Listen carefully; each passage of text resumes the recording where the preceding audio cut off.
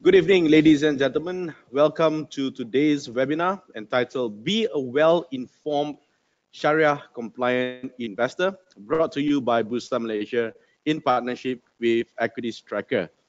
In this webinar, we would like to share with you what's the difference between the conventional investing and also Sharia-compliant investing. But most importantly, we also want to see the performances of Sharia-compliant investment instruments as compared to the conventional instruments. But before we start, can you just click the raise hand button there so that we know that you are able to hear us and also see us?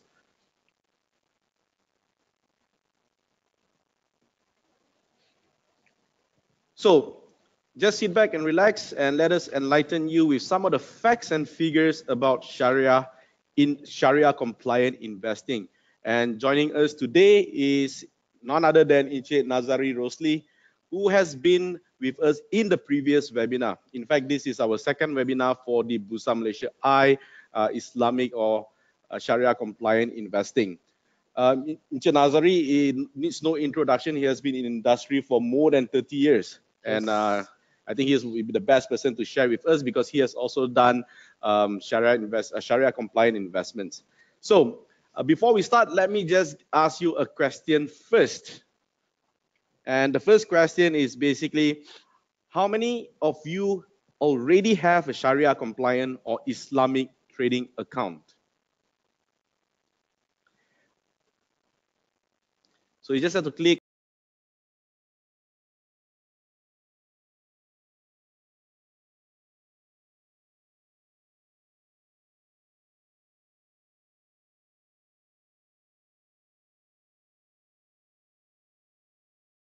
Very much for your participation. Now let's go on with our webinar today. Now the first thing is first, Malaysia is one of the pioneers or one of the movers in Islamic investing, and in Malaysia itself, having the Muslim majority in the population, we have adopted a dual financial system. We have the conventional banking, we have the conventional insurance, the capital markets, and also money markets. In parallel, we also have the Islamic banking now, and then we have for insurance, we have the takaful, we have the Islamic capital markets, and also Islamic money markets. There are some differences in the clearing and settlement systems. There are differences in instruments in terms of liquidity management, but there are also a lot of similarities. So today we're going to focus on the Islamic capital market and basically focusing on the stock market or equity market in Bursa Malaysia. Now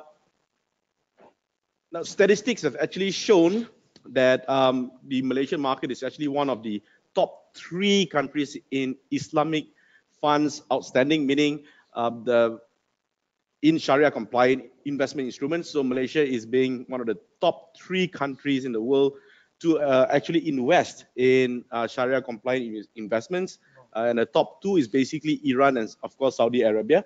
But if you look at the top 3 compared to the others, they are quite small in comparison with the top 3. So Malaysia is being one of the pioneers, and in Malaysia itself, we are able to pull a lot of actually funds from the Middle East itself, in the Muslim countries.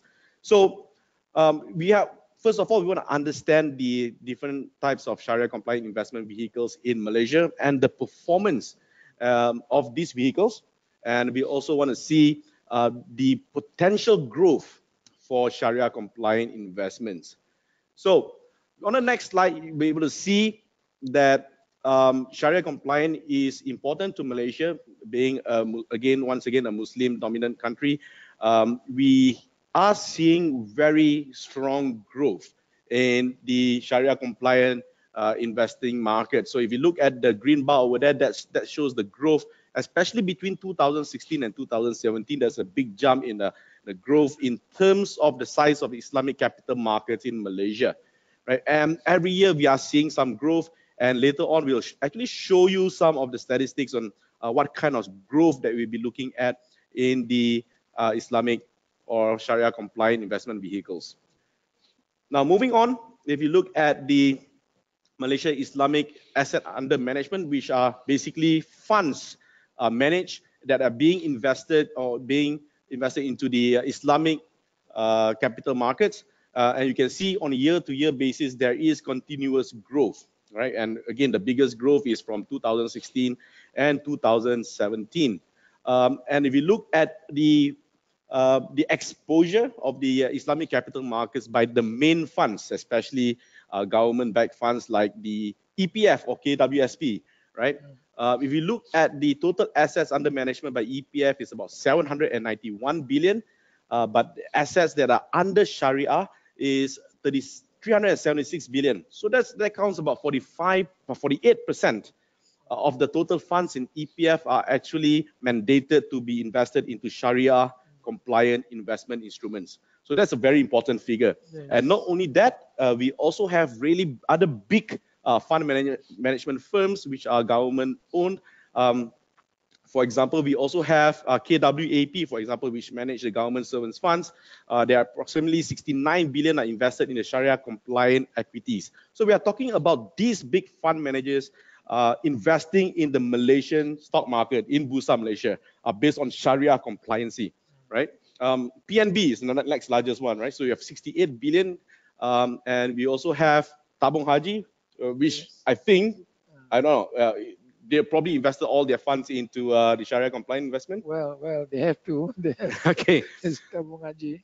So if you combine all these four major fund management companies in Malaysia, which are basically government owned, they are actually about, they account for about 20% of the market share in the Sharia compliant investments.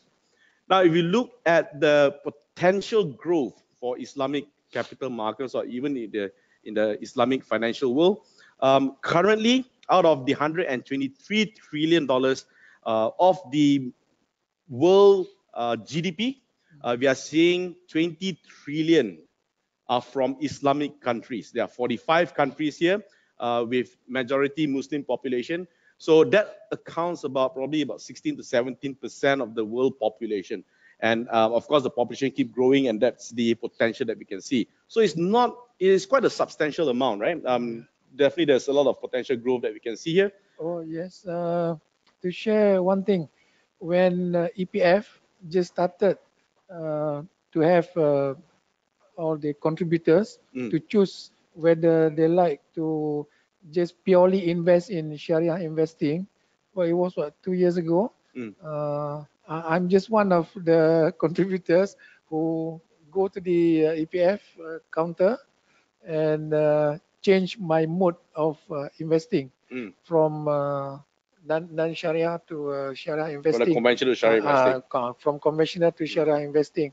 And I believe after that, more and more contributors who move along to change their mode of investing to Sharia compliance in their EPF account.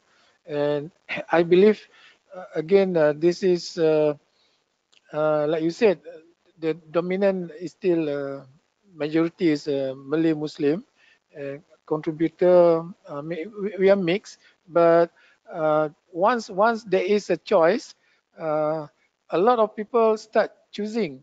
I believe there could be even certain percentage or certain numbers of non-Muslim who choose their mode of investment into Sharia compliance. I believe so, and I believe there must be a good reason for the non-Muslim to do that as well.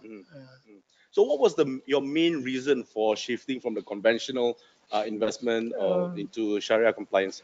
Of course, one of the very main reason is about the Islamic principle about investing.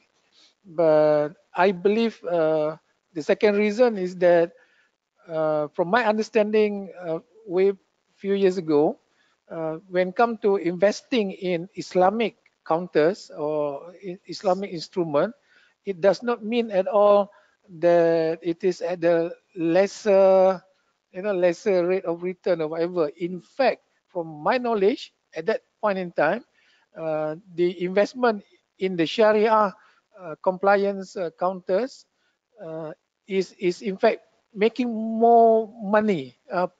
The return is even better Is that true from Yeah, your? I think we will show you the facts and figures later on, and what uh, Nazari has mentioned is actually quite true. But uh, we'll go into the facts and figures later so that okay, we will be okay, able to be convinced that yes. Sharia compliant investments could be a preferred investment vehicle for investors, not only Yes. for Muslims but also for the other races as well, right? Yeah. Okay, Okay, so sorry again. My understanding, when come to we as investors, our main objective, our bottom line objective is about to get the best rate of return. returns, yeah, I believe that can be delivered by all these Sharia compliance investment. right, Uh, right. Okay, we'll get into that in a short while, right? Now let's take a look at the potential growth for the Islamic capital markets. Now, so if you look at these figures over here, this is based on the 10 years of data. We are looking at about 9.5% annual returns, right, on an annual basis for the Islamic financial assets, and for the banking assets, we are looking at about 11% compounded average growth returns. It is quite substantial because if you're looking at about between 9 to 11%, moving forward, this could actually be a very big market, right? right? Especially for the Muslim um, majority Yeah. markets, and also to get investors from the Middle East, especially from Saudi Arabia or even from Iran, Yes. or from the other Muslim countries who have a mandate to actually invest in Sharia compliant investment instruments. So there is potential growth here. Of course, and later on we will take a look at the performances of Sharia compliant investments based on the fund managers. But I think what we want to do now is to also look at the difference between Sharia compliant versus non-Sharia compliant, which is the conventional investment. And of course, there are differences, major differences, and maybe Nazari, you want to explain to the audience what are the major differences? Okay, basically the three main things about investing into Sharia compliance is about uh, Sharia compliant investment must avoid this interest or usury, yeah, or we call it riba. Mm. That's number one. Number two is the contractual uncertainty, which is we call as gara. We have to avoid that. And number three is about gambling, of course. Yep. In Arabic, we call it maise. Yeah. These three major things is, if anything that we want to invest, we have to avoid counters, for example, that having these three things. For example, again, of course, conventional banking. We cannot invest Mm. into conventional banking. Because they don't use the riba way of giving interest and so on, is it? Conventional is giving riba, Yeah, so we cannot do that. yeah. So of course we have to go for Islamic banking, and uncertainty. For example, the way conventional insurance doing their calculation. So of course, for us, we have to invest in takaful based counters, and then on the gambling, of course. That is a no-no. There is a no, especially like like genting. Right. So and then another thing is that uh, sometimes not the whole thing looks like non Islam. Let's say a company's having an income from hotels, things like that, yeah, or something that doesn't look good on the Islamic point of view. For that, also certain counters will not falls under Sharia compliance then, Mm. yeah. And then in fact for us as a investor, the good part about what Bursa has been doing all this while is that uh, Bursa is doing their job. Bursa and SC Mm. has been doing their job to make sure that they differentiate which counters belongs categorized as a Sharia compliance, and we as a investor will just have to follow the I mean, we just have to buy all the stock that which is Sharia compliance then. Mm. So there's a screening process that we're going to go through. Yeah, But okay. basically, these are the main principles, right? To Yeah, scan that's stocks that or companies that does not do riba or Yes, interest-based yes, banking, with yes. Gara that you have there, and Uh-huh. MySay, Must say. which can be, and of course the other components as well. Mhm. I think the concept of riba, which is interest, is not, of course, not permissible in Islamic teachings. Yes. It's actually based on profit sharing, if I'm not mistaken, isn't it? Yeah, yeah, yeah. Instead of, I mean, one thing about profit sharing is about we just share the profit, and of course, actually, it's a loss as well. Right. Yeah, profit sharing. Otherwise, in conventional, it just like it's a fix. It's a fix, meaning if the bank losing money for that time, they still have to pay, Right. which is in a way no good. Is Right. it? In fact, if they make more, they're not going to pay more Yes. to the Yeah. In fact, depositor. I was quite surprised because uh, I use insurance based on takaful on ah, my car, good. even on my property. Yeah. And there were some years that they've actually made more profits than expected, Uh, and they've actually given back the profits to the policy holders. And I find it quite interesting, actually. exactly. That's why we have found out before this. A lot of customers, banking customers, yeah, they go to Islamic banking Mhm. facility. At the same time, a lot of non-Muslim buying takaful. Is it? Right. So then we can see that this Islamic product is actually no inferior. Mm. In fact, in a In way, fact, it can looks be better, it isn't it? looks better. Is it? So now comes to for us tonight, we are talking about investment. Right. Yeah, investment in Bursa Malaysia. Right. So for sure, there's a lot of big opportunities Right. for investors to choose Sharia compliance investment in Right. Bursa Malaysia. So that goes on to our next segment. We're going to focus back on Bursa Malaysia, Okay. Sharia compliant Uh, companies. yeah. But Bursa Malaysia has gone a very long way of trying to build an end-to-end solution for investing in the equities market, right? They've actually started in 1997 itself. In fact, the whole idea started in 1995, actually, with the Securities Commission. But they've introduced the first list of Sharia compliant securities back in 1997. Right, and we have seen the major milestones. There are a lot of milestones that are created, but they're trying to actually build an ecosystem for investors who need Sharia compliancy. Right. So in 1999, for example, they've launched the Sharia Index so that the investors can actually track their performances. Yeah. And then in 2006, they've actually listed their first REITs, Islamic REITs. Right. We're going to talk about REITs basically later on in the next webinars because we're going to invite some of the REIT experts, even ETFs or exchange traded funds. In 2009, they've launched a platform for commodities trading. In 2012, they've actually launched small cap Sharia index.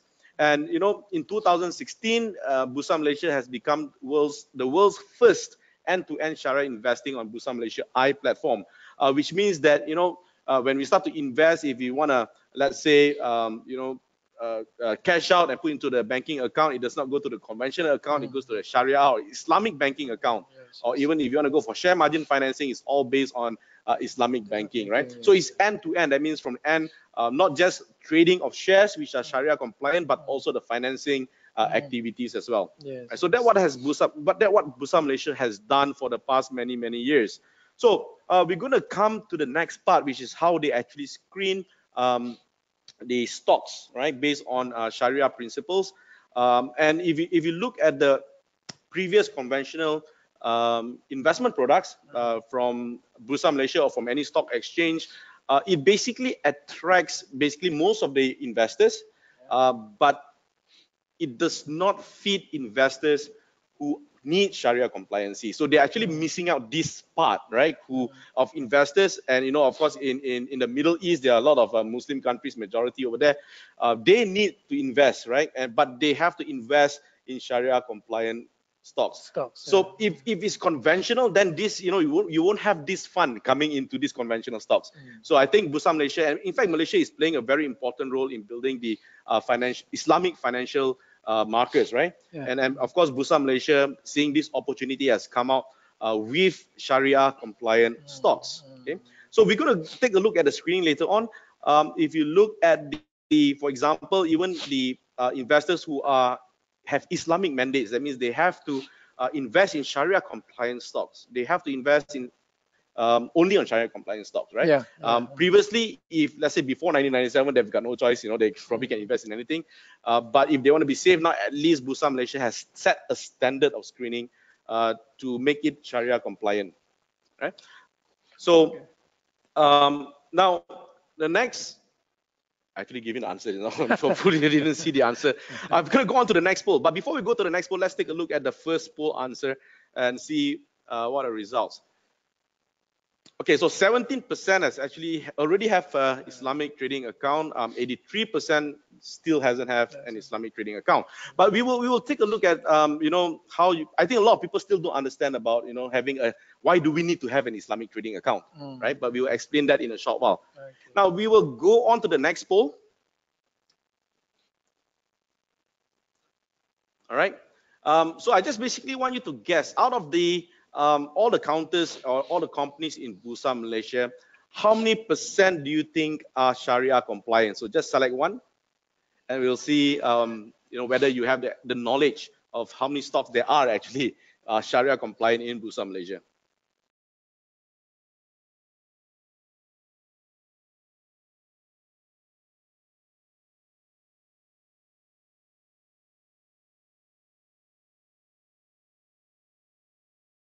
Any questions that you need to ask, you can actually key in the questions in the chat box over there. We will compile those questions and we'll answer them at the last half an hour of the webinar. Right, so keep your questions coming. If you have any questions at any point of time, just type into the box so that we will compile them and we will know, we will give that half an hour to basically answer questions. Right?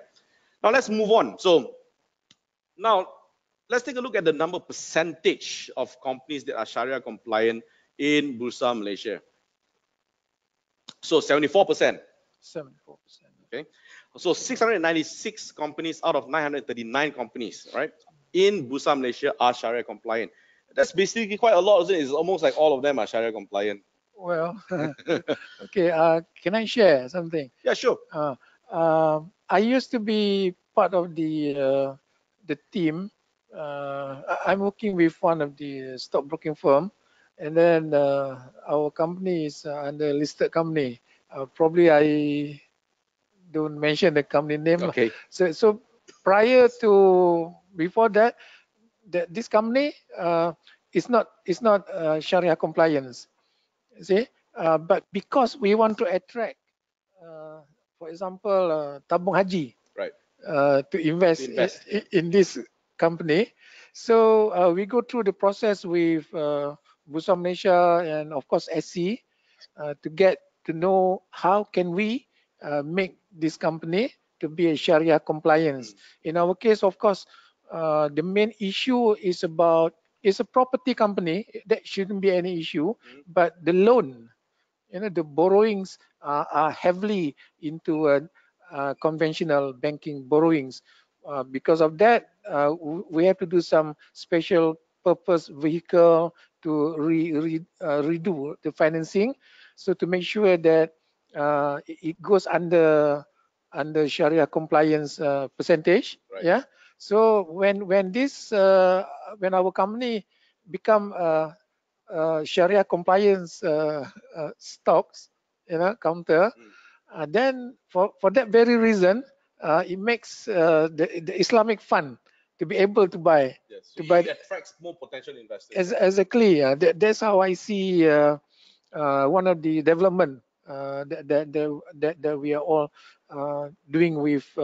We are listed company doing together with Bursa and SC to promote this Sharia compliant investment. It's the same thing with what the banks are doing right now, isn't it? We have the conventional banking and we also have the Islamic banking, and that Islamic banking unit is the one that attracts those who actually needed Sharia investment or Sharia finance. Exactly, right? So that will provide more opportunity for them.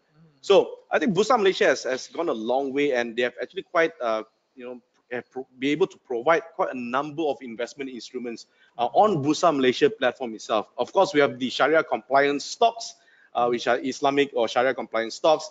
They have also created indices for for investors to benchmark their performance against the Sharia indices.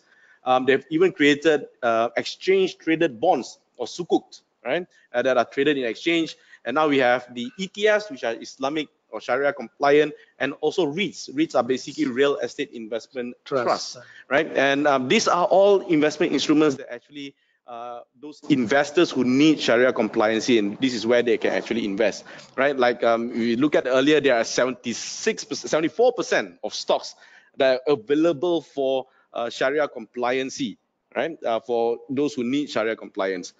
Now, so let's take a look at the growth of the Bursa Malaysia based on their Sharia compliance stocks. And you look at for the past 8 years, okay, the Sharia market capitalization of companies that are traded in Bursa Malaysia have grown 45%.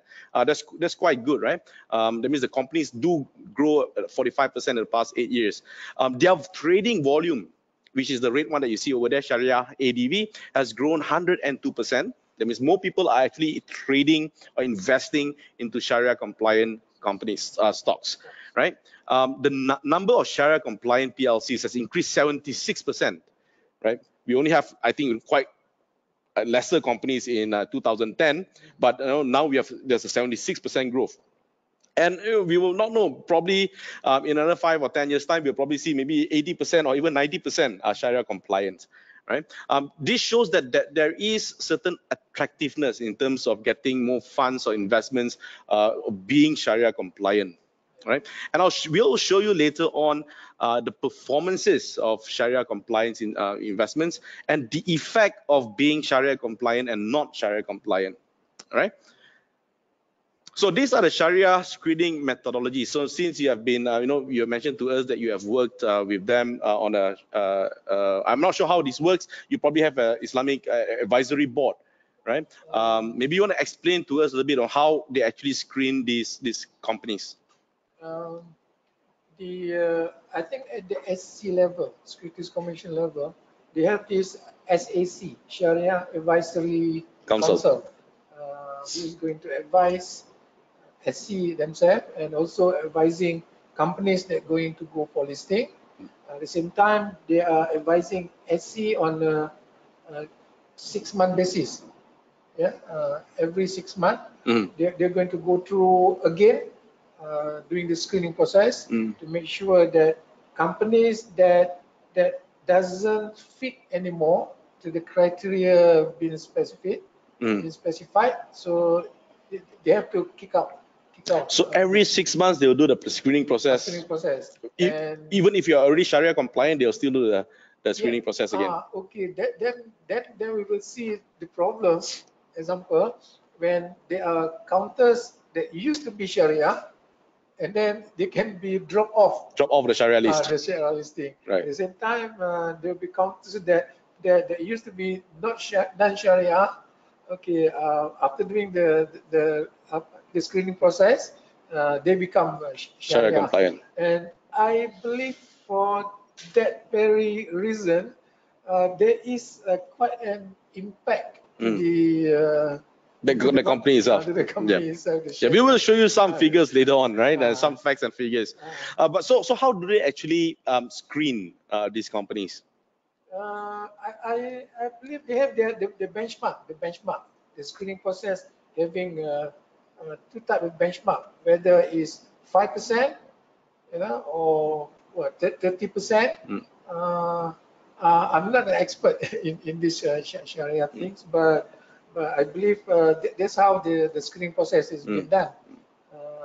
They have to be very stringent. The Sharia Advisory Council will follow exactly what's been the SOP of the screening process. And of course, there is the job they have to do, and because the concern is about on the Sharia compliance, because we know now that a lot of people are very much more and more people into Sharia compliance investment. Right. And the SAC will follow that screening process on the level of acceptance, that they have in their books.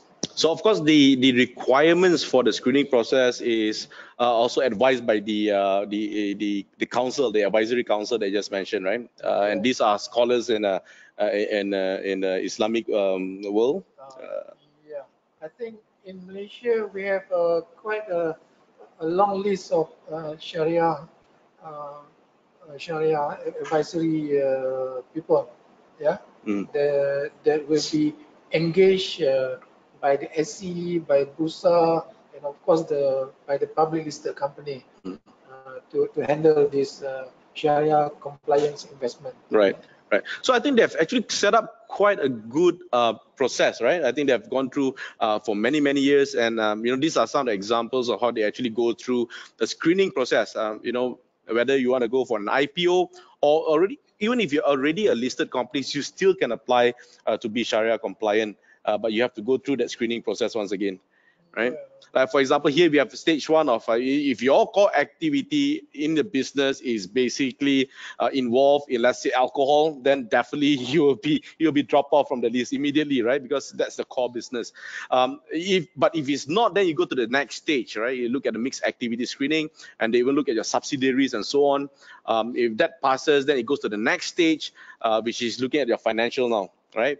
Whether your activity, your loans or your investments is on Islamic banking or not, whether it's Sharia compliant or not. So they'll go through that, and then they'll also look at the image of the company. This is what I've actually just learned as well. That the perception is also very important, right? I think. What do you think? Perception is one of this perception issue. Uh, there's sometimes the company might be doing the right things, but it might not look right, from the Islamic perspective. Yeah? So for that reason also, uh, they will not be goes under the Sharia compliance Right, right. investment. For example, if you are already a Sharia compliant company and you start advertising alcohol, for example, so when people look at it, of course, this is why are you promoting alcohol, right? Which is not based on Islamic principles. So perception is very important. So they've actually gone through the screening, and of course, this screening, like you said, is done on a semi-annual basis. That means twice a year, and they do it on a May and a November every year for a review, right? Now, so you probably have an idea a little bit about Sharia investing. What are the differences? But of course, as investors, we also need to know whether a Sharia compliant stock or investment instrument will be a preferred mode of or preferred investment vehicle for us to invest. So we'll come back to the next section. But before we go there, let's take a look at the poll results earlier, right? We're going to see whether you are able to get the answers right. What's your perception in Bursa Malaysia for Sharia compliancy? So we got quite mixed results here. 45% got it right, which is actually 74%. So there are even people thinking that there's only 35% right, of companies that in Bursa Malaysia that are Sharia compliant. If I do not have this information, I would probably think so as well, right? There's probably maybe 30-40% of all the companies in Bursa Malaysia which are Sharia compliant, right? So that's interesting. So we know that I think even for me, I'm not being a Muslim. I'm not a Muslim, but this. When we learn about Sharia investing or Sharia investment vehicles, there are certain truths or certain facts that we have to understand so that when we invest, we become more well informed. I think the problem now is a lot of investors or even the public in general do not really know what is Sharia investing, especially for non-Muslims. When we hear the word Sharia, we get scared. When we hear Sharia, we talk about caning. We talk about we think about cutting hands and so on and so forth. So I think a lot of those non-Muslims actually shy out, right, or try to go away from when they hear the word Sharia. So going to the question again, okay, what does Sharia means? Sharia means that when talking about Sharia compliance investing, meaning that the methodology, the business side of the companies, the listed companies that are there in the Bursa Malaysia, following the Islamic way, the Islamic values of doing their business. Yeah, goes back to our screening process just now. Obviously, even their banking side, example, listed company, when even comes to their borrowings, we just have to make sure that their borrowing is also based on Sharia. Based on Sharia borrowings. Yeah, and then their business model, yeah, has to be Sharia compliant. So basically, the word Sharia basically means principles that are adopted by the Muslims. Following a principle that adopted by we as a Muslim. Right. Okay, so now let's get into the interesting part, right? What makes Sharia compliant stocks a preferred stock for investing? Now, so we're going to show you some facts and figures over here. There are a bunch of lines that you see here on the chart. We look at the performances from 2010 until today. If you look at the bottom line, the red line is actually the performance of the KLCI. The KLCI is an index that basically tracks the market or the largest companies in Malaysia, right? But if you look at the other three lines, they are basically the EMAS Sharia index. The EMAS index is a broad base. There are more companies that are actually in that index. And then we have the Hijrah Sharia index, and we also have the small cap Sharia index. And if you look at the performance, all those three indices are actually outperforming the KLCI. Right, I think investors want to know why, and I think we probably will give you some of the answers. And of course, there are other factors as well, right? I think this slides is going to be the one that should roast most to the investors, right? Because whatever we mentioned just now about the screening process or whatever, as far as investors are concerned, they have only one main objective. To make the most of their money, right? Right. So we can see now that these figures already justify that investing in Sharia compliant stocks, for that matter, is even giving investors a better rate of return. Right. So in a way, what else does investor want? Right. I mean, so if in fact when I look at this study, I will even look at my portfolio. I was quite surprised that actually in the portfolio there are more than 80% which are Sharia compliant. So I think that should say something about being a Sharia compliant company. Right, now let's take a look at some of the other figures. Now we look at the funds performance because in the stock market, the funds are one of the biggest market participants in Bursa Malaysia. In fact, we'll take a look at there are about 148 Malaysian unit trust funds, right? Trying to change the slide here. And out of the 148 funds in Malaysia, they are based on the 5 years performance. There are only 12 funds with a double-digit return. That means more than 10%. And you know what? Out of the 12 funds, 6 of them are actually Sharia compliant funds, right? Half of them, which is quite interesting because there are many actually unit trusts or fund managers in Malaysia, and in fact, I think more than half of them are not really making any returns at all. But only 12 funds are making double-digit returns, and 6 of them are Sharia compliant, right? And you know what? The non-Sharia compliant funds, based on the 12 funds that we see earlier, they average a return of 11% in the past 5 years, right? These are on annual returns. Okay, but Sharia compliant funds return on average of about 12%. So the 6 Sharia compliant funds, okay, they perform a little bit better than the non-Sharia compliant funds. In fact, on the next slide, you see these are the different funds, the 12 funds that we mentioned earlier. The names are there. These are all available publicly, so you can get the reports. But for you guys, you can actually download the handouts. It's already provided in the webinar software. You can actually download the slides, after this for your own information. Right. So you look at the bars. Okay, the yellow or orange bars represents the Sharia compliant unit trust funds. Right, the blue ones are the non-Sharia one. So you look, the best performer is actually a Sharia compliant fund, right? And you look at it's about 15% returns, whereas the others are averagely making about 11 to 12%. So that shows something, right? So there is a fact that Sharia compliancy provide probably a better alternative or maybe a preferred vehicle for investing. So guys, please do keep your questions coming in. If you have any questions you want to ask about the subject matter that we're looking at today, please do ask the questions. Just type it on your chat box over there so that we will bring the questions later in the last half an hour of this webinar. So now these are some of the other advantages. Okay, Sharia compliant companies who are listed have access not only from conventional investors, that means every investor. Okay, the only difference for in companies that are non-Sharia compliant is they cannot have access to funds that have mandated to invest in Sharia compliant stocks. So apart from that, Sharia compliant companies have access to institutional investors that have mandate to invest in Sharia compliant investments.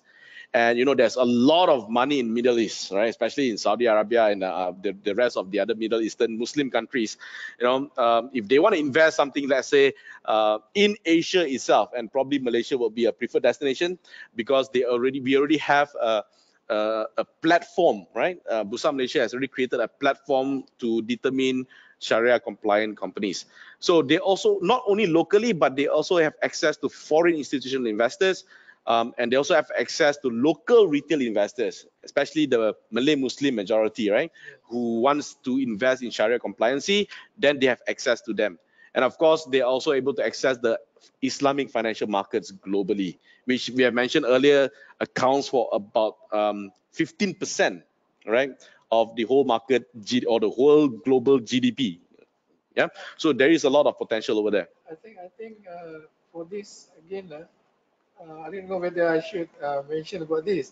It's look like it's just about the same thing that happened to the portion when we go for IPO. Right. IPO.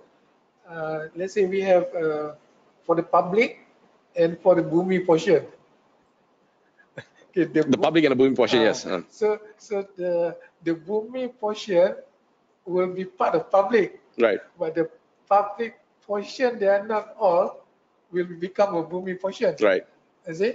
Why I mention this, it goes the same with Sharia compliant stock. When there is two big fund, if it is Sharia compliant stocks, both non-Sharia compliant. The conventional fund. Conventional, yes. Can also buy. So they have the best of both worlds. Yeah, okay. That's what I'm trying to say. Right. Because they can attract from both. If a non-Sharia stocks, they can only attract from a conventional fund. Right. They cannot attract from the Sharia fund. I think that's again, you're talking about supply and demand. So the demand is more for the Sharia compliance stocks. Right. Right. So now that being said, let's take a look at the next poll, right? And after listening to us, after listening to myself and Encik Nazari, do you understand about Sharia compliant investments right now?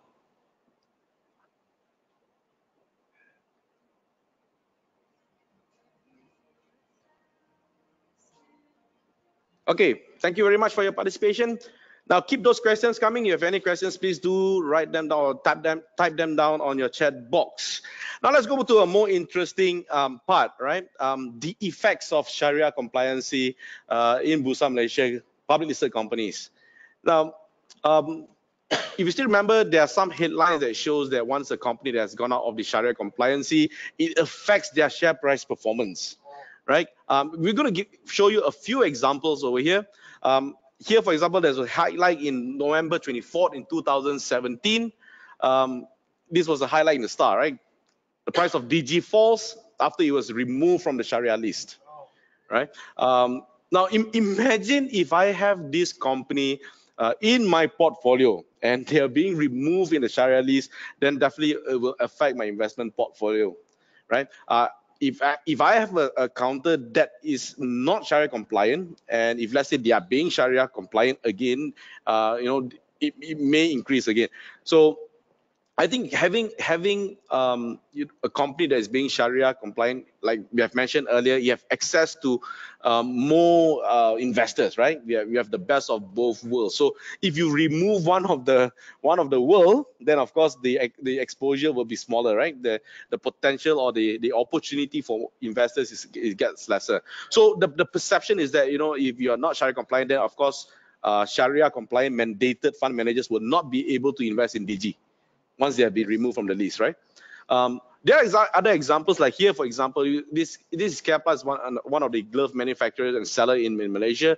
If you look at the green circle over there, that's when they have actually removed, the company was being removed from the Sharia compliant list, and the share prices fell. Right? There are many other companies like that, but I'm just giving you a few examples to see some of the effects. Right? Another one here, for example, Jax, which is a construction and building materials company.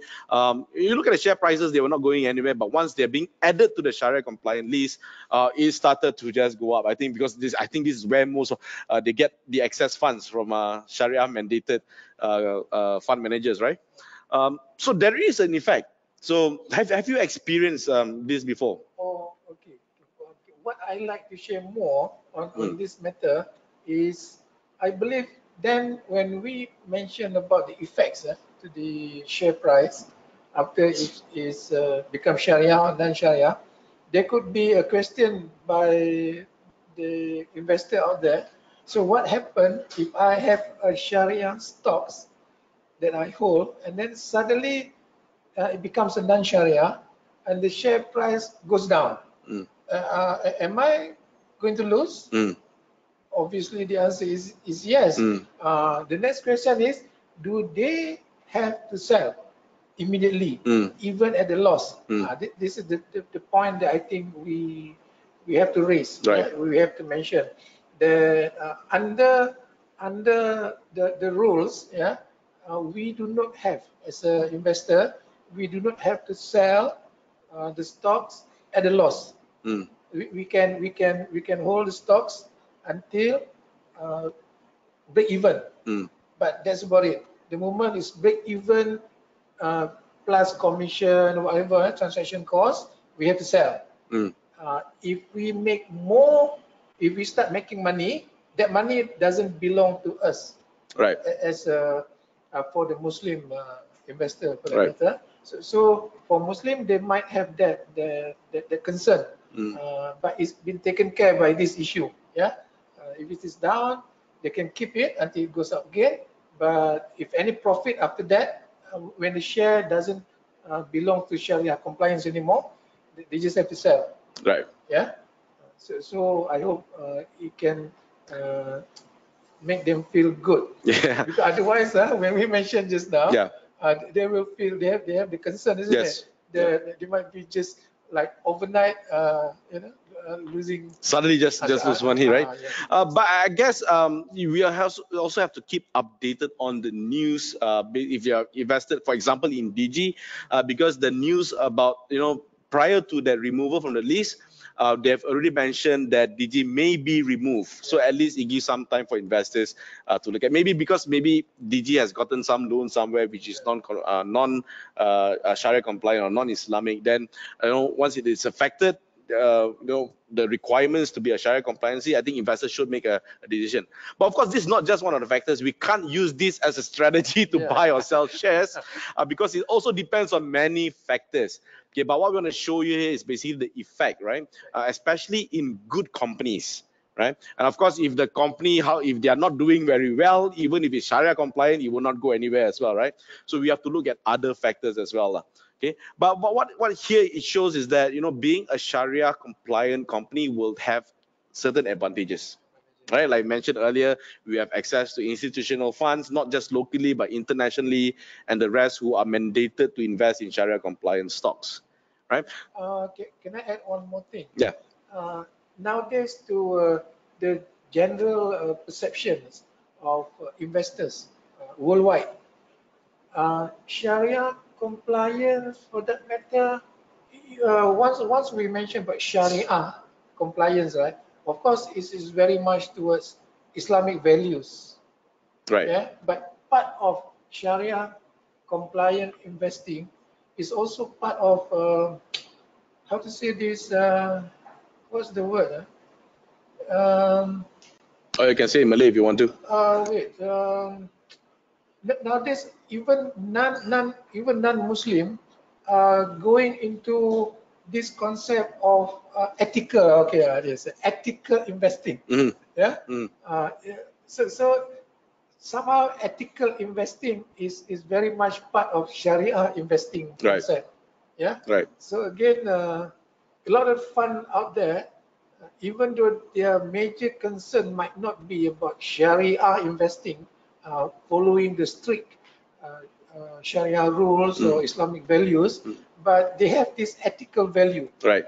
And somehow this ethical investing is very much similar to this Sharia investing. Right. Right. Yeah. So Right. again, we can see that not only again about Islamic values only. Yeah. It is about Moral and also it's moral, ethicals. Right. ethicals, and it's human values. Right, Nowadays, right, yeah? right. And I believe one of the moral or ethics in Muslims is that we should not hurt other people. Am I right? And of course, if we sell a product like alcohol, for example, that hurts other people, and of course that is, even we know it's not ethic, right? It is not morally good to actually do this kind of business. Yeah. So that I'd like to say is, it's not just, because people again have the mindset of being Sharia means that everything that we have to be a Muslim, to follow Sharia principles. And even being a non-Muslim, if let's say we follow a Sharia way of life, doesn't mean that we are a Muslim, right? So I think that's the perception that many people have, and it's not that, isn't it? So again, example, if let's say this investor is a non-Muslim, but his or her concern is about ethical investing. So there is no really such thing as who said this counter is ethical investing, yeah? Right. Yeah. So it could be the best way for them to choose is just choose a Sharia-compliant stocks. Right. Because that for sure that stock is actually ethical Right. stock to invest in. Right. You see? So I believe this is a way to go nowadays Yes. worldwide. Yes, and I believe with companies that are morally and also morally good and ethical, they also probably have a better chance to be a longer term company that can grow, right? Okay, I believe there is again another the business sense of it. You see, if a company is doing all this ethical, producing ethical product, selling ethical product, yeah, I believe for some reason they can even make more money. Right. Because their product is good for the for everybody, and they will have a better demand. Yeah. And for that matter, they make more money. Right. And the share price will go up. Yeah. And so it's probably more sustainable in the long term. More sustainable. Correct. So yeah, being said, we'll take a look at what are the next steps that you can take to participate in Sharia investment or Sharia compliance investments. But before that, let's take a look at the poll results. So we only have 3 polls today. So 85% has actually have understood a little bit about Sharia compliant investment. So 15% still have not understand. If you do not understand, then you can download the video later on, the recording, and read through it again. And in fact, you can find this information on Bursa Malaysia's website, or better, go to Bursa Marketplace, because they even have articles and notes and information about Sharia compliance investing, and they even have videos for it. So go to bursamarketplace.com. So what are the next steps that we can take, right? So today we don't really have time to actually find, companies that are Sharia compliant to invest in, and also to build a portfolio. This will be in the next webinar. So this will be an interesting webinar. This is where we will basically share with you how to build a portfolio, okay, and also how to find stocks that are that are good, basically fundamentally, and also qualitatively, right?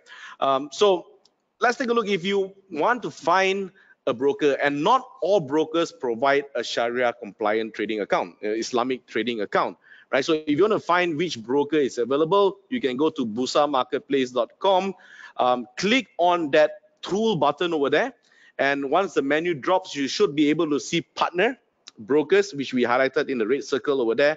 Click on that, and once you click on that, you will see a whole range of brokers. These are conventional, these are the normal stockbroking accounts, right? If you want the Islamic trading account, you can actually click that button on the top right, that one that has the moon button there. Once you click that particular button, you'll be able to see these are the participating brokers that provide Sharia-compliant trading account or Islamic trading account. So you can just approach any of these brokers. They'll be able to help you to open a Sharia trading account. So, Nazari, what's the difference between having a Sharia trading account or Islamic trading account and a conventional one? Okay, the main difference is that once we choose to have a Islamic account, Islamic trading account, it is inbuilt in the system that everything again is like end to end. Right. Even from the banking side, the broker will only use Islamic banking system. And then the moment we as clients want to buy or sell stocks, it is only the Sharia compliant stocks that we can buy through this Islamic account. Okay, let's say a client's investor wrongly key in order because nowadays client can do themselves online, right? Right. So they can be issued that they might be wrongly key the wrong and buy the wrong stocks. It's Non-compliant, non-Sharia-compliant. Non-Sharia-compliant stock. Yeah. Automatically, the system will block them. Right. They just cannot buy. So that's the safe part, the additional part. So it gives the investor assurance that they will not be buying a non-Sharia compliant stock. They just cannot. Right. I think that is the very main feature. But of course, once you choose to have an Islamic account, you have no choice, but you just cannot buy a non-Sharia stocks. Yes. For example, for that particular day, there could be a hot stocks. Right. And this hot stock is not a Sharia counter, so you just cannot. You cannot buy them. You cannot buy. You cannot just buy them. Yeah. But this is the main thing. Right. This is the main thing. Right. Of course, I think that shouldn't be a big issue to the investor once they choose a Sharia account. Right. They know the very fact that they are only interested to invest in Sharia compliant stocks. Right, right. So that's the advantage, the major difference, right? The major difference. Yeah. So it's actually end to end. It's not just filtering out filtering out companies that are not Sharia compliant, but the banking facilities and the others are all based on Islamic banking. Everything. Okay. End to end. Okay, so what are the next step? The next step you should do is once you have opened a trading account. Just for joke side. All right. I mean, like, but they can still having a dealer or remiser, which is a non-Sharia remiser or dealer. Right. Okay. So they can have two accounts. No, I mean, all I know is that it doesn't mean that only Muslim remisers or dealer can handle this Islamic account. Right. Even the non-Muslims, can also handle the accounts. Yeah. So you don't need to have a Malay Muslim remiser to handle the Sharia account because the non-Muslims remisers can also handle that, right? Yeah. That's what you're trying to say. Yeah, so the next one, once you have started opening an account, start to familiarize with the trading system. You really need to get familiarized with the system so that you are able to buy and sell later on easily. Step number 3 is to start funding the account. That means you need to have a capital to actually invest, right? But before you start investing, you need to know how to find the right stocks to invest. And you have to come to our next webinar, because the next webinar is the one that's going to basically share with you how you can actually find good companies to invest in, Sharia compliant, and how you can build it into your portfolio. And once you have done that, maybe it's not enough. You should be attending seminars as well, right? And Bursa Malaysia has provided quite a number of seminars for investors to go and learn from market professionals, right? And once you get ready, you can start buying those stocks, invest. Okay. The one thing I like to add, this step number 3, start funding the account. So far, I think we at the broker side, this is one thing lah. I don't think we have to do the process of asking the client where your money come from, whether it is Sharia compliant fund or not. Right. You see what I mean? Right. For that.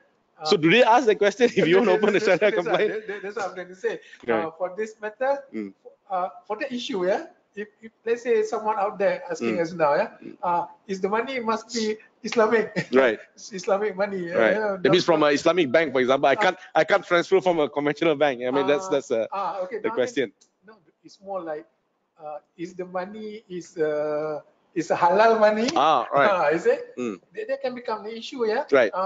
But for that, I can answer it. Right. We don't ask that. Right. Whether your fund is a halal fund or not. Okay. But I believe if someone already choose to go for all this Sharia compliant investment in the very first place, I don't think they have an issue to bring in the non-Islamic fund into their trading account. That's the reason why they want to open a Sharia. They should be applying Sharia principles already. Okay, wait. Interestingly, if they might think by opening a Sharia compliant account will clean their money. Clean their money. I think that's not a very not a very right idea. Right. It's all again depends on the person's intention, isn't it? Okay, it happened last time on the banking side, Okay, if you Islamize your money by putting it in the banking account, I think it does not become fair and true from the God's point of view. Correct. You know, from God's point of view, no. You see, so it's happened same thing now. If someone think that by opening a Sharia compliant, Sharia account, buying Sharia stocks, but the money come from some non-halal way. I think that doesn't make the fund become clean. become clean. But of course, there are other measures that SC and Bursa Malaysia takes to, especially when it comes to money laundering and all that, which goes under the jurisdiction of Bank Negara. That's a different story altogether. But again, I mean, if those who really need a Sharia compliant investment platform, first of all, they have to already be applying Sharia investments or Sharia principles. All right, so now let's go on to the next session. It's already 9 p.m. I think we have already shared what we are supposed to share, and we're going to go into the question and answers. So if you still have questions, please do ask them. Put on the, type your questions on the chat box that you see on your screen. And we will, if you are interested to attend our next webinar, we will show you the link where you can register in after the Q&A session. So please don't go away, and let's take a look at those questions. So are you ready, Nazari? All right. Now, the question here says that, do you see Malaysia as an Islamic hub for capital markets globally? Okay, for that, I believe it is the government effort. Probably we don't have to mention about new government, old government. I think it has been for a long time. Our Malaysian government, for that matter, has been fighting, fighting hard to make us Malaysia as a Islamic financial hub. Yeah, I think that I mean, that's one of the capital master plan, right? To make Malaysia become one of the investment hub for capital markets. And we can actually see the results. Remember, we showed you the slides earlier where Malaysia is one of the top 3 countries, right, of all Muslim countries that has a lot of investments in Sharia compliant investment vehicles. So I guess that's the best part of it. Even though of course, like we mentioned, we are still so-called Muslim-dominated country, but we are not Arab country. Right. Yeah. But if it is Arab country, it's like Arab is Islam, Islam is Arab. Right. Okay. But for that, Malaysia being small and being Muslim majority, we are really pushing hard, and I believe the numbers is there now. It is there to show that, like just now, I was sharing, we are the third. Even the despite being small, right, in population. Despite being small in population, despite being small in the country is small compared to this. Even Indonesia, right? Indonesia is the biggest Muslim majority population in the world. And yet we have proven that we are doing very good. So I believe the government for all this while has been doing a good job promoting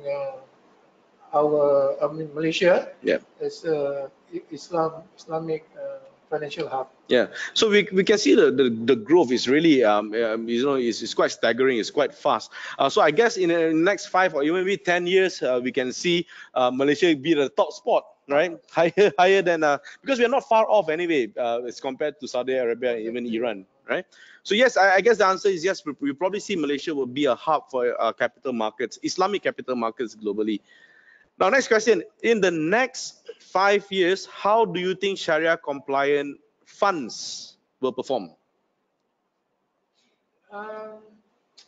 Again, by the very reason that we have been mentioning just now, we are not at all lacking the numbers of Sharia compliance counters in the market. And number two, the mood of the investors, whether they are institution or retail, are very much into Islamic investing, or at least ethical investing. It is a way forward that I believe Sharia compliance stocks will keep on performing at this rate or even better in terms of returns. I believe it will happen. It will happen in the next 5 years. Yeah, because if you look at the trend that the chart that we showed you earlier, we have seen, the Sharia compliant fund managers are basically making returns higher than the conventional fund managers. So that I think itself should say that yes, I think it is sustainable for the Sharia investment trading funds, right, to continue to grow in the next 5 years. And I believe there's still a lot of room for growth in the market itself. So definitely there will be a lot of opportunities here, right? So again, this one I like to highlight again, because Sharia investing itself, it is part of ethical investing. I believe everyone is moving towards this. Meaning the public listed company themselves, I believe they prefer to do business in this ethical way. Ethical way also mean in a Sharia compliance way, and when the consumer also consumer of this public listed company is moving towards ethical, if it is not necessarily Islamic. Right. Okay. So when the demand, we are talking about supply and demand in the very basic economics principle. When there will be more and more demand for ethical Sharia compliance business product. Right. I think that's the way that everybody will make better money. The listed company will make more money, and obviously will be reflected into the share performance of their companies. Right. So now, next question.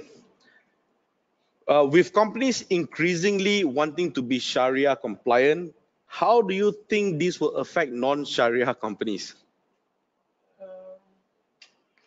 Well, of course, non-Sharia companies, for that matter, they will still have their customer base. You see? For example, non-Islamic banking. Okay. I mean, all these banks, let's say they are listed, Right. Okay. So there's still demand for this non-Sharia banking. Right. There's still demand for conventional banking. Sorry, we mentioned about banking. Yeah. insurance, you know, there's still people go for gambling for the matter. Right. So all this company which is purely non-Sharia, I mean doing purely all these non-Islamic activities, they will still be there. I mean, they will still be there. But like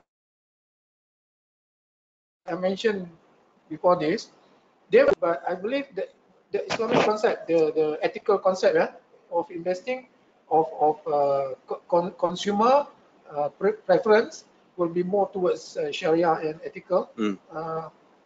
Probably from time to time, we are moving forward towards performance based will be on this Sharia compliance. Right. After all, the figures already is already there. Shown, yeah. Already shown, you know. But I guess it will not affect, like you mentioned earlier, right? The conventional, financial system is still there to stay. But of course, at the end of the day, it's still about performance, am I right? Whether if your company is good, whether it's Sharia compliant or not Sharia compliant, you still get good growth because the non-Sharia investing system or investing community is still large, right? Like we have shown you the figure earlier, it's about 16% of the whole GDP of the world is basically based on a majority Sharia or it's Muslim countries, right? That's about 15%. So we still have the 85%. Right? So what we are like what you mentioned earlier, but if you get Sharia compliant, you get both of the best of both worlds. You get a 85%, you also get a 15%, right? That provided if your company is good, lah, right? Okay. So yeah, I think it's still there to stay. And of course, the reason why a lot of companies want to be Sharia compliant is because they want to have investors, who have a mandate to actually invest in Sharia compliant companies. Okay. Now, next one. What's the difference between conventional and Islamic bank? I think we already mentioned that earlier, lah. Yeah.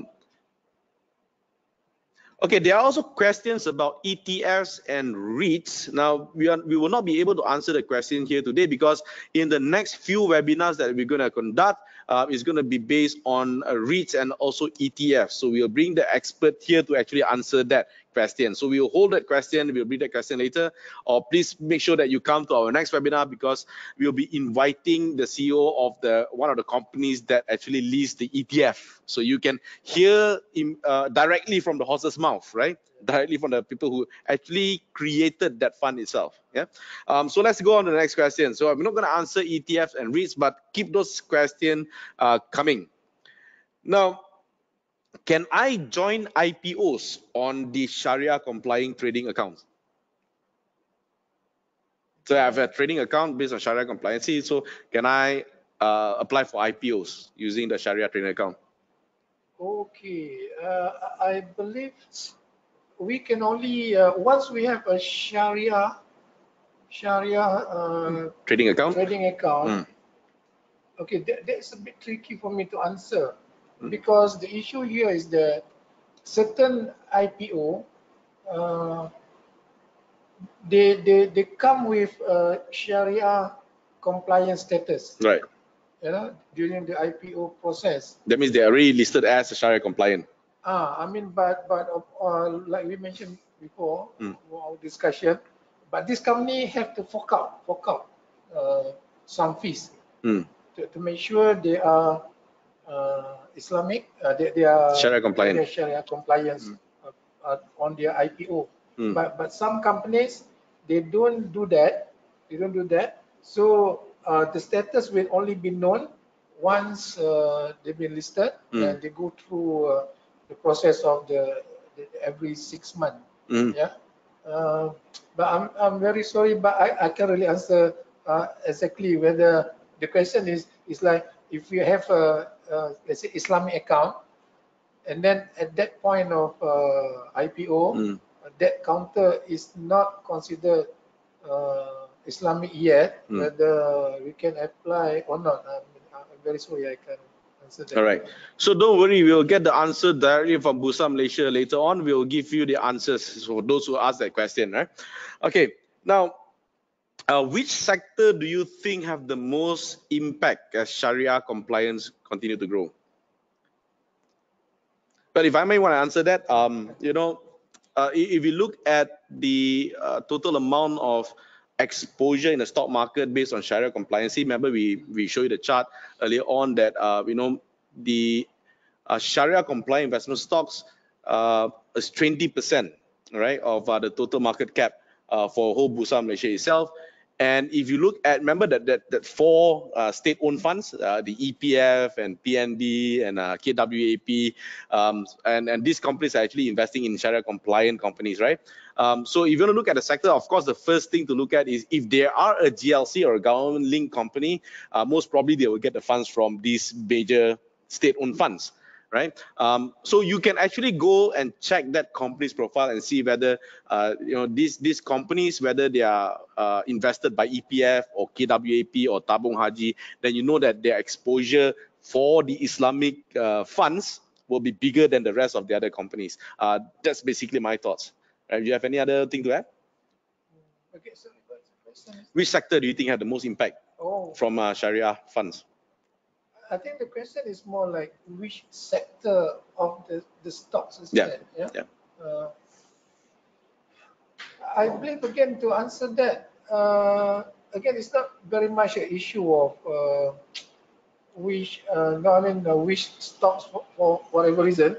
Sector meaning if that particular sector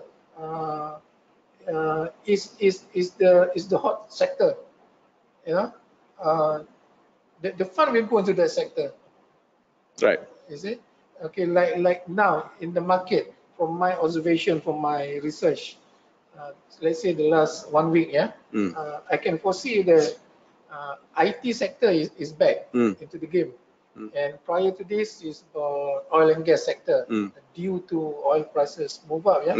So to answer that, we can't really say this sector and that sector, because sector can mean that sometimes it is a rotational basis. Rotational basis. We can say that at this moment it is about IT, but the next 1 year or even next 6 months, it could be another sector. Like previously, it was oil and gas sector. That's very much depends on what is hot at that time. Right. So it depends on the cycles, right? In different sectors, there are different cycles. So that's you really need to know what is the sector play right now. Which sector has benefited. Who knows, after this is back to property, right? Because now property is a bit slow, right? Right. And a lot of property counters, obviously they are Sharia compliant. That could become the whole sector. Right. Sector.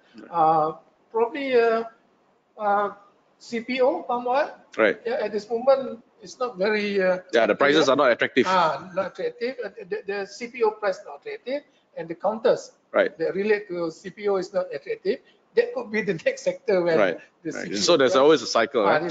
So if you're looking at the short term, then we'll be looking at the sectors, and of course, if that particular company belongs to the sector that's booming, is Sharia compliant, and if they have more exposure, let's say to EPF or Khazanah or PNB and all these big state funds, definitely they'll have advantage as well. So so in the long term, I think if you look at a company that has very big exposure for Islamic funds from, let's say, KWSP or KWAP, these are the companies that will actually grow with the Sharia Islamic or the Islamic capital market itself as they continue to grow. So that's my point of view. Well, now let's move on to the next question. Now, if I own a fund, I think this is a question that we have mentioned earlier. I think we want to point out again, if I own a fund that stocks have gone off the Sharia list, remember we give lists like DG has gone off the list, how will this affect my funds? Okay, so can I add first? Okay, so I'll try to answer first, right? No, I think it's not. The Sharia compliance is just one of the factor, right, that affects the share performance of the company. There are many other factors. There are companies that are being taken off from the Sharia compliant list, where share prices are still performing very well, provided that the company has a strong and sustainable business. I think that will be the main key, right, to the share price performance. So it's not just whether it has to be Sharia compliant or not, right? But of course, being a Shariah-compliant company will probably have more benefit in the long term instead of the short term, right? So even like DG, for example, even though they are off the list, they said that they want to come back again, when the time is right, that they want to go back to the Shariah-compliant list, because they know that, they understand for the long term, it's better to also attract the Shariah-compliant mandate funds. Right. So I think it's not just that. So if you should not be afraid if the companies that you have selected into your portfolio is fundamentally strong. So bottom line is, if you want to have a fund or a portfolio, the first or the most basic important criteria is the company itself. Right? Yeah. Anything to add? But I think if the question is the concern of the question again is about what I mentioned before this. Once the stock become non-Sharia, if that is become their concern, if that guy asking what should I do, I think I mentioned it before that they can still keep, until the share move up again. But the moment they cover their costs, this is a rule under Sharia investment. Once they cover their costs, they have to sell. Right. They have to sell. If ever there is some profit, in fact, they cannot take the money once it become non-Sharia. The money has to go to return back. No, to Baitul Mal. Okay, a fund. To a Baitul Mal fund. And then, of course, after that, well, we have plenty of shares. We have plenty of stock to choose. That buy all the other Sharia compliant stock. Right. Right. So if you want to know, how to create a good portfolio, you have to attend our next webinar, okay? Because that's where we're going to talk about how to select good fundamental stocks and how you should add them into your portfolio. Now, next question. Now, why do you think that Sharia-compliant funds have outperformed conventional ones? Right. I think again, that this is my opinion again. In the short term, you definitely see price fluctuations, price go up and go down. But in the long term, because Malaysia being again put a lot of emphasis of being a Islamic capital market hub, okay, in the long run, it should benefit companies that are Sharia compliant because they grow together with the Islamic capital markets. If Malaysia continue to decide to push further. Right, but of course, in the short run, it will fluctuate. But if you look at the performance, because most of the funds performance, when if they're not like retail investors. Normally, retail investors, we want to get the best ROI in the shortest period of time, right? But for funds, they're always looking at long term. Right, and they keep on investing. For example, like KWSP, or any of the big funds, if they find a company that is really good, they keep on investing in those companies. So if that company continues to do very well in the long term, then definitely it will benefit them, right? So we look at companies like Nestle, for example, right? I mean, this is a company that sells product that doesn't matter what economic condition, whether it's a bearish market or bullish market, recession or not, people will still have to drink Milo, people will still have to eat Maggi mee. In fact, people probably eat more Maggi mee during recession, right? But these are companies that are very, very strong, right? So if let's say a fund that has this kind of companies, right, in the long run, and definitely they will benefit from it. So if you're looking at, in my opinion, if you're looking in a long-term perspective, yes, I think the Sharia-compliant funds will definitely outperform the conventional ones based on the facts that we have mentioned to you, right? Because they have access to the best of both worlds of different kind of funds, the conventional fund and the Sharia-compliant funds. So in the long run, they will definitely benefit from this being Sharia-compliant. Yeah, I mean, let's say I add to one more thing, yeah. I believe this Islamic business model for that matter, whether it's a banking model, takaful model, or even the marketing model or the product themselves, it's always for the good and benefits of the nature. The nature meaning the human being, the mankind. I think for that reason itself, because okay, let's say nowadays a lot more people will will smoke less, whether they are Muslim or not, due to health reason. Yeah. So whether I should mention this company, BAT, whatever. Yeah. So this kind of company will definitely will have a reducing business model. Sales. Yeah. I mean, it doesn't matter. Again, it's not just about Muslim. Again, it's ethical. It's about lifestyle. Yeah. So I believe it just so happened that the Islamic lifestyle or Islamic business model or whatever is something that just becoming a way of life for everyone. That could be again the very basic about supply and demand. You know, when there's more demand towards so-called Islamic ethical way of life, ethical everything, yeah, ethical business. That could be the very reason now why sooner or later, in 5 years down the road, 10 years down the road, all these Sharia-compliant stocks will perform better. Yeah, you just made a point there which is quite interesting, because even they talk about cigarettes and smoking, right? Of course, it's not good for the health. People knows that, but people still want to smoke. But it's not sustainable in the long term. People are getting more concerned about their health. Even let's say drinking alcohol, for example, right? They know that it's not good for the health, so it's not sustainable in the long run. And you can already see a lot of countries now are banning cigarettes. Malaysia now you can't smoke into in any aircon places or in any building. In Singapore, it's even worse. You have to go to a box, to smoke. So you see a lot of countries, whether it's being Muslim country or not, right? They are still banning smoking, right? And we see also even alcohol and all those, which is considered haram. I don't know whether we're going to mention about gambling. I think that even though some people will surely still go, but it could be less and less. I think once they find out that gambling is not good for them, they'll decide next time I do not need to gamble anymore. People will start to realize, right? So I think like you said, moral and ethics. I think the good will prevail evil in the long term, right? So that's an interesting fact. So we can actually see, right, in the long run, I think Sharia compliancy, or basically if you don't put it Sharia compliancy and replace it with the word with moral and ethics,